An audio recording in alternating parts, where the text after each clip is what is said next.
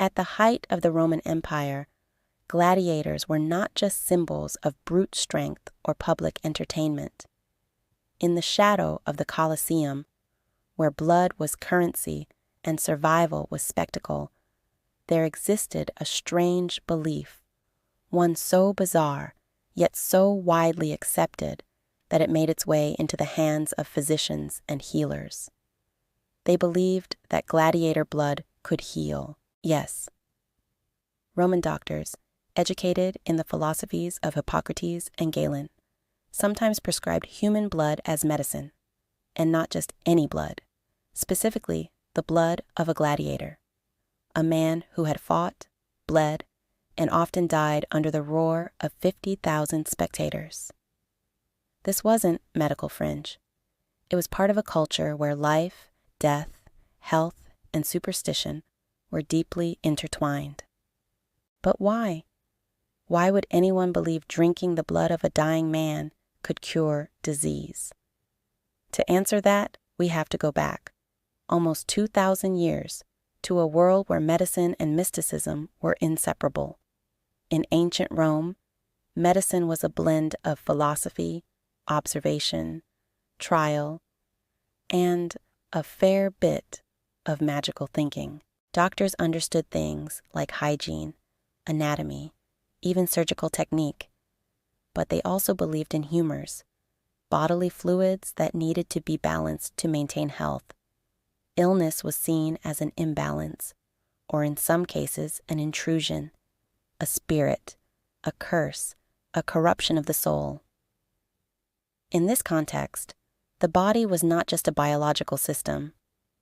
It was a vessel of energy, and that energy could be transferred. Enter the gladiator. To the Romans, gladiators weren't just warriors.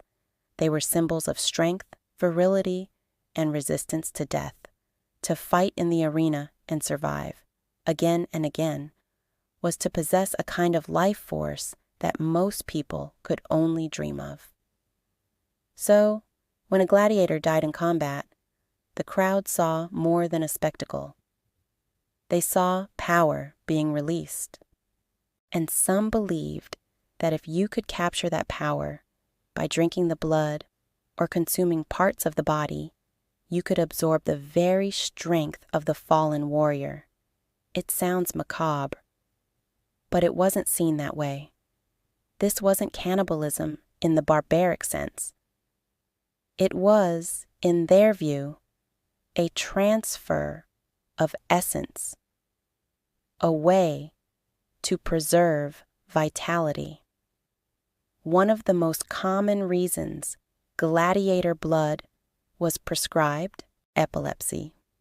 In the Roman world, epilepsy was called the sacred disease. People believed it was caused by divine or demonic possession, something inside the body that didn't belong. Seizures were terrifying, misunderstood, and often socially stigmatized. Doctors and lay people alike thought that drinking the fresh blood of a powerful warrior could drive out the invading spirit causing the seizures. Sometimes it wasn't blood. They would consume liver or other internal organs of the fallen. Not cooked, not preserved, raw, right there in the arena. Eyewitness accounts describe audience members rushing into the arena after a gladiator as death to scoop up blood before it touched the ground. It was considered sacred and urgent.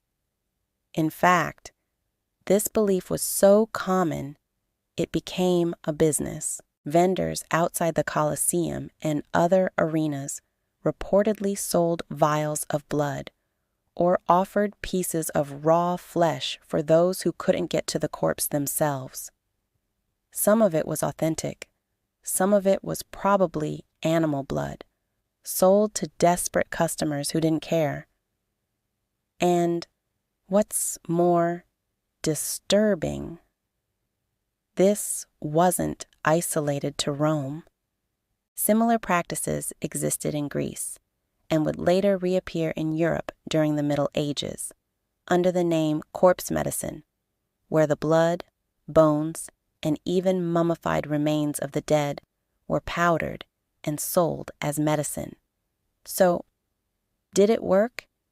From a modern medical perspective, absolutely not.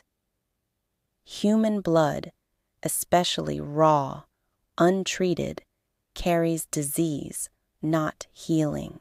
There is no known biological mechanism by which consuming someone else's blood could stop seizures, cure disease, or transfer strength. But here's where things get interesting. Placebo effect is a powerful force. And in the ancient world, where belief was medicine, consuming gladiator blood may have felt effective. If a patient believed the warrior's spirit was now inside them, that belief alone might change their behavior, reduce fear, or even reduce symptoms short term. That wasn't healing in a biological sense, but it was healing in the only way they understood. Let's zoom out for a moment. Why would a civilization as advanced as Rome, engineers of aqueducts, legal codes, and surgical instruments, embrace something so gruesome? Because even the most advanced societies have blind spots. Every civilization, including ours, carries a mixture of science and story, evidence and instinct, truth and tradition. To the Romans, the arena wasn't just a sport. It was a ritual, and gladiators weren't just fighters. They were vessels of power, caught between life and death, between man and myth. Drinking their blood wasn't about taste. It was about transformation. And for those who believed, it might have felt like the most powerful medicine in the world. Today, we look back with horror. We wince at the idea. We call it barbaric. But fast forward a few centuries, and you'll find people in the 17th century sipping mummy powder. You'll find doctors using leeches. You'll find bloodletting and mercury treatments and lobotomies, each one, at the time, mainstream. It makes you wonder, what do we do today that future generations will look back on and say, wait, they thought that was medicine? In the end, the story of gladiator blood isn't just about Rome. It's about the human desire to conquer suffering, even if it means drinking from the dead. It's about how far we'll go when we don't understand the body. And it's a reminder that sometimes belief is more powerful than biology.